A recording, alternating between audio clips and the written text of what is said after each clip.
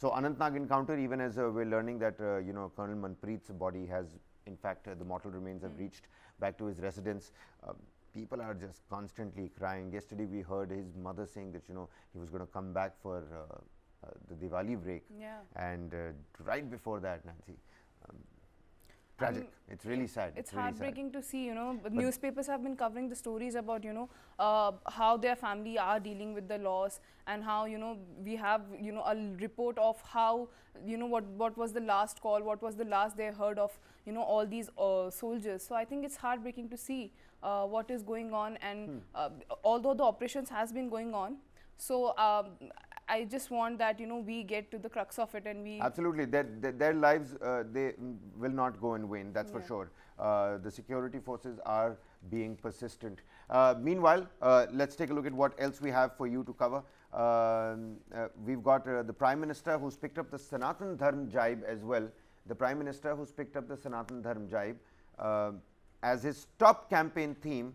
We're going to play out that reaction real quickly. There are 3 Tamil Nadu women who have been trained to become temple priests now. That is a real progressive step in Tamil Nadu. Congress is planning a Bharat Jodo Yatra 2.0 ahead of 2024 polls. You've got the Congress MLA who's been arrested in that new violence case.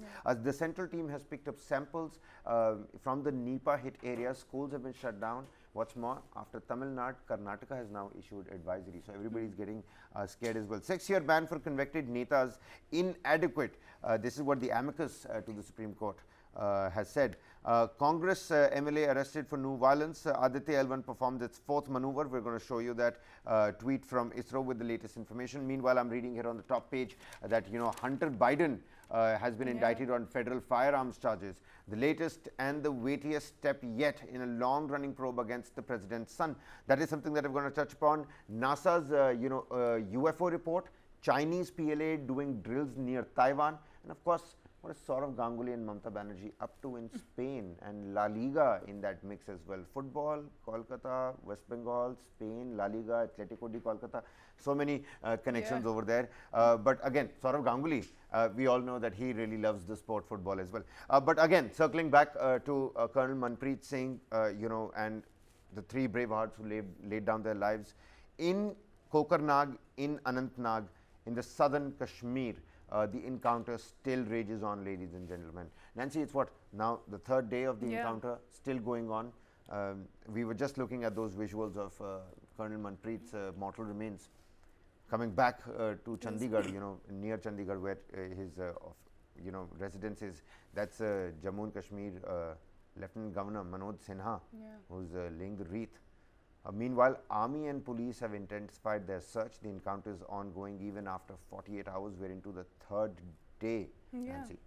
And the operation has been getting intense with every day passing.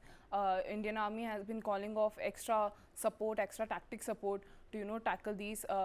Yesterday we had the latest information that 2 LAT terrorists have been encircled. Right. In One the of them operation. being Uzair Khan. Yeah. Who's the leader of the the TRF, the resistance force, which is a sub body of the Lashkar-e-Toiba. And Indian Army is doing their best that they can, but the operation is getting intense every day. We have reports coming in that the firing is getting intense with every day passing by, and with that information, with that updates, we have visuals coming in from the homes of these brave soldiers, where we can see their families, and reports have been coming in how they were planning out their lives. What was the last phone call they had with their family members and everything. So I think it's very disheartening to see that after the loss of 3 important soldiers, 3 important brave heroes of the Indian Army, but the operation is still going on, and I hope that their sacrifice will not go in vain, and Indian Army will be apt to capture them as soon as they can, because these terrorist activities raising grave concern. As I was reading about South Kashmir, the area, particularly Pir Panjal. In the last 2-3 months, there have been 75, casualties of civilians. We are not talking about army soldiers here. We are talking about civilians. 75 civilians have been killed in either side of the Pir Panjal. So it's raising a grave concern about peace in Jammu Kashmir, because terrorists have different plans and they are trying to move the politics in Jammu and Kashmir. And even though the recruitment has fallen to a great rate, but the activities are surging again. And after the operation that has been going on for 3 days, it's scary to even think about that.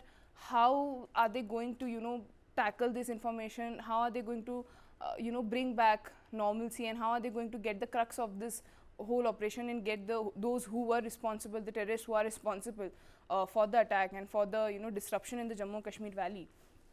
So all we can do is that we can Absolutely, wait. it's a huge farewell to the Anantnag bravehearts, ladies and gentlemen.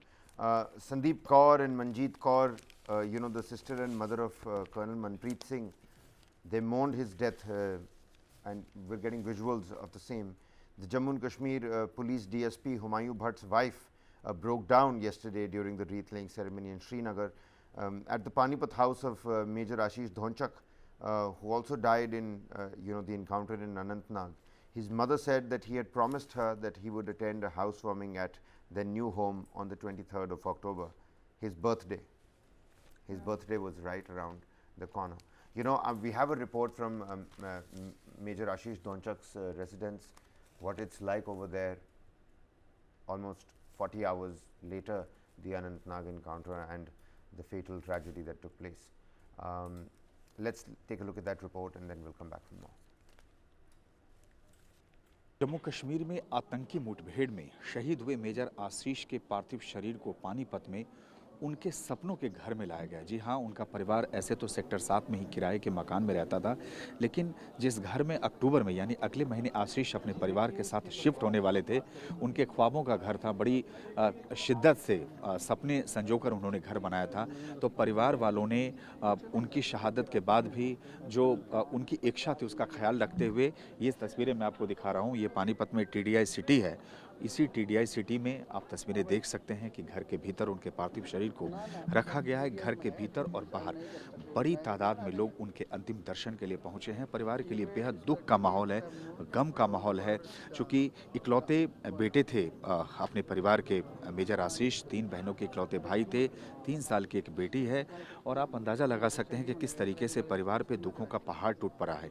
कहाँ तो परिवार इस तैयारी में जुटा था कि अक्टूबर में, चूँकि 23 तारीख को उनका बर्थडे होता है, 23 अक्टूबर को, तो उसी अपने जन्मदिन के मौके पे उन्हें आना था। उन्होंने वादा किया था अपने परिवार वालों से कि 23 अक्टूबर के करीब वो आएंगे। और उसी दौरान ये जो आप घर देख रहे हैं जिसे मेजर आशीष ने एक बनवाया था, इसी घर में परिवार को गृह प्रवेश की पूजा होनी थी, उनका जन्मदिन मनाया जाना था और इसी घर में परिवार को शिफ्ट होना था। लेकिन उससे पहले ही वो शहीद हो चुके हैं, शहीद हो गए हैं। और इस वक्त आप देख सकते हैं कि किस तरीके से कितनी भीड़ है उनके घर पे, उनके दोस्त, उनके रिश्तेदार, उनके परिजन, उनके परिवार के लोग। अंदर आप देख सकते हैं कि रो रो के परिवार के लोगों का बेहद बुरा हाल है। फिलहाल जानकारी ये है कि यहाँ अंतिम दर्शन के बाद मेजर आशीष के पार्थिव शरीर को यहाँ से कुछ दूरी पर जो उनका पैतृक गांव है बिंझौल, वहाँ ले जाया जाएगा, जहाँ की उनका अंतिम संस्कार किया जाएगा। लेकिन वाकई जिस तरह से, जिस वीरता से मेजर आशीष ने शहादत दी है, उस पर देश को गर्व है, देश को नाज है। लेकिन वहीं दूसरी ओर परिवार पे दुखों का पहाड़ टूट पड़ा है। जर्नलिस्ट राजू यादव के साथ Sumant Kumar, TV9 Bharatvarsh, Panipat, Haryana.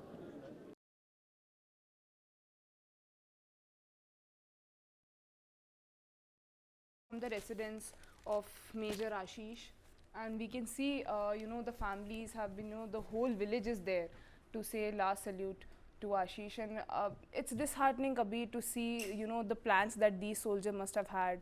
You know, we'll be home next month for birthday and housewarming. I mean, we just learnt it. Yeah.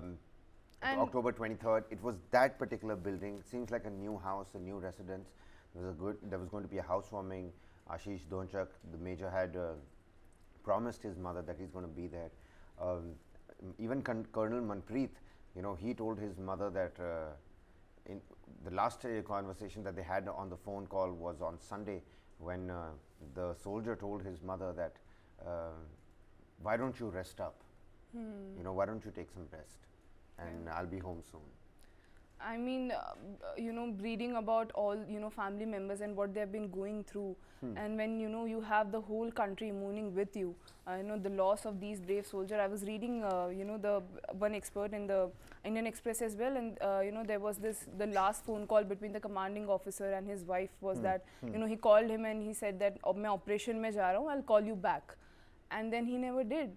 So, Which is why I say again and again that the families are equally as brave as they these have soldiers. to be, yeah, true. But the problem at hand, Nancy, take a look at this, how the Times of India puts it. Tight grip at home, but terror infrastructure thriving in Pakistan. This is coming from the officials. Pak Army ISI nexus actively helping Lashkar-e-Toiba and Jaish-e-Mohammed. The Anantnag encounter, in which an army colonel and a major as well as the J&K police DSP were killed on Wednesday, is a grim reminder that the terror infrastructure remains virtually intact across the border in Pakistan and Pakistan occupied Kashmir, beg your pardon. Security establishment officials have confirmed the same. Terrorist violence has witnessed a significant reduction in J&K over the last couple of years due to the army maintaining a robust counter-infiltration grid, as well as the excellent synergy between the intelligence agencies and security forces in the counter-terror operations in the hinterland. But that does not mean that there is any change in Pakistan's strategy to fuel its proxy war in J&K.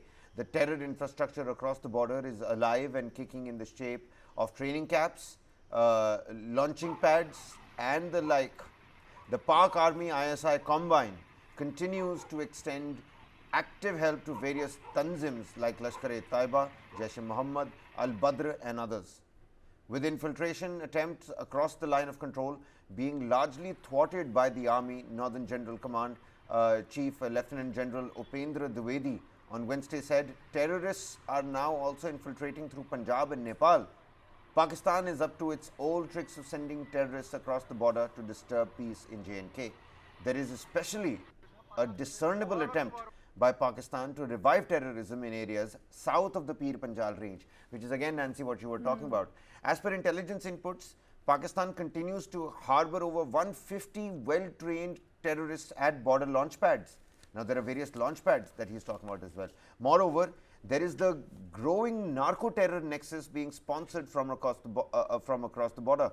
The Resistance Front, the TRF, a proxy of the Lashkar-e-Taiba, has claimed responsibility for the killing of Colonel Manpreet Singh and Major Ashish Dhonchak of the 19 Rashtra Rifles and DSP Humayun Muzammil Bhatt in the fierce gunfight in the Kokernag area of Anantnag district, over where for the 48 hours, the gunfight has continued and it is still going on. Meanwhile, we have these two terrorists encircled.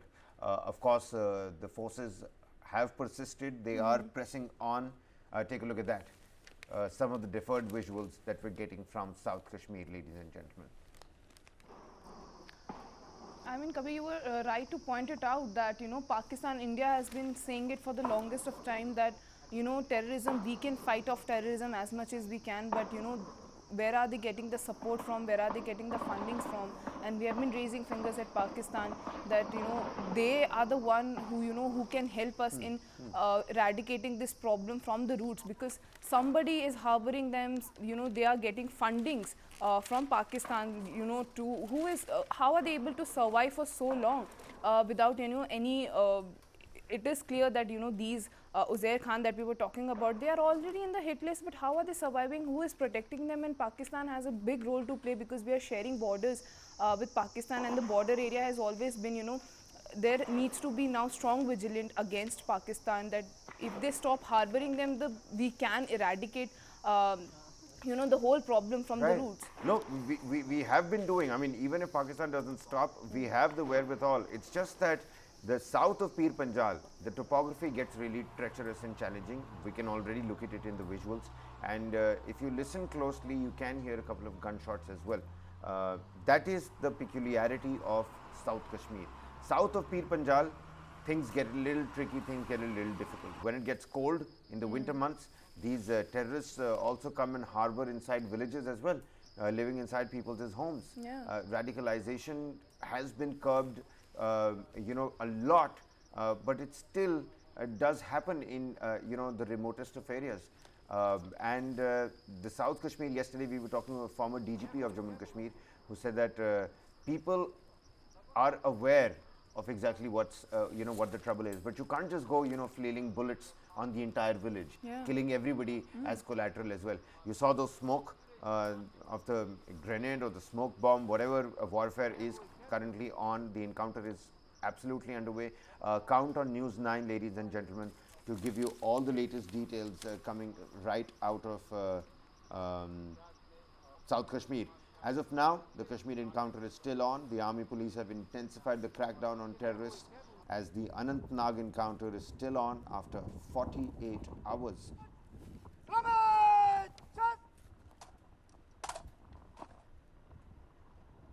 Meanwhile, the Jammu and Kashmir police paying tribute to the brave heart DSP Humayun Muzammil Bhatt, who laid down his life in that joint operation in Kokernag of Anantnag.